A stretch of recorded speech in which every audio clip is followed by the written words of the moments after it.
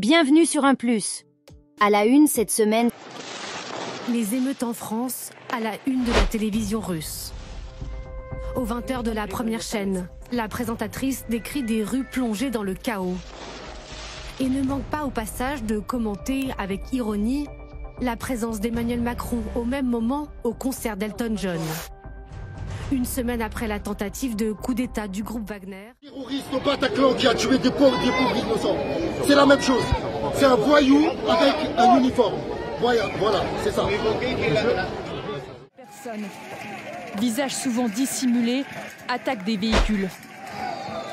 Les fracasse par tous les moyens avant d'y mettre le feu et de s'en servir comme barricade.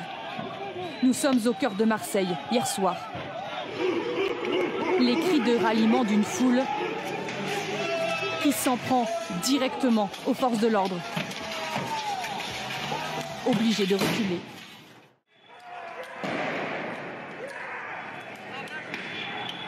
Au même moment, ce quartier commerçant, non loin du Vieux-Port, est littéralement mis à sac.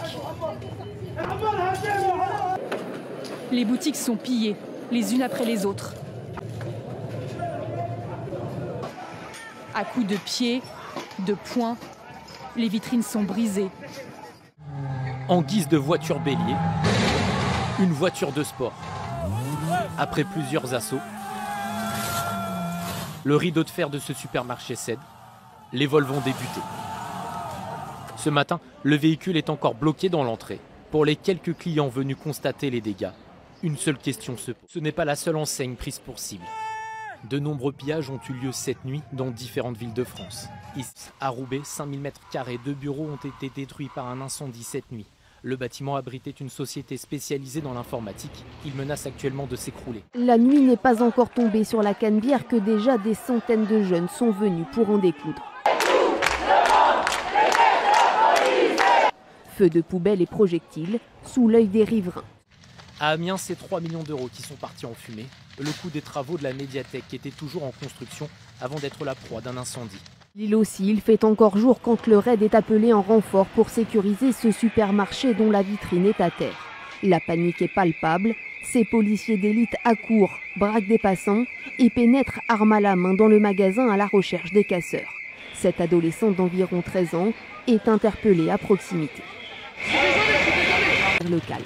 En début de nuit, les violences se propagent à la ville de Rouen. Des barricades en feu sont dressées en pleine rue. Face aux mortiers d'artifice, les policiers répliquent à coups de gaz lacrymogène, insuffisant face à la colère de ces jeunes qui attaquent ce fourgon de CRS. Face au nombre, le conducteur prend la fuite, mais les casseurs réussissent à voler une caisse remplie de munitions. Des scènes de chaos, une contagion de la violence à tout le pays, même les villes moyennes sont touchées.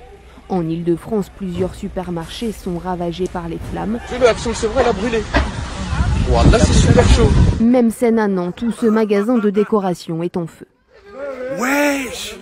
À Toulouse, c'est une grue qui est la cible des casseurs, tandis qu'à Rennes, cet engin de chantier volé a servi à détruire du mobilier urbain dans l'hilarité générale.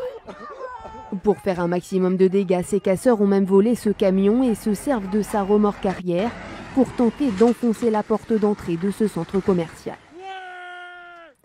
Une violence qui semble aveugle et incontrôlable. Dans la nuit, ce camion de pompiers a aussi été pillé.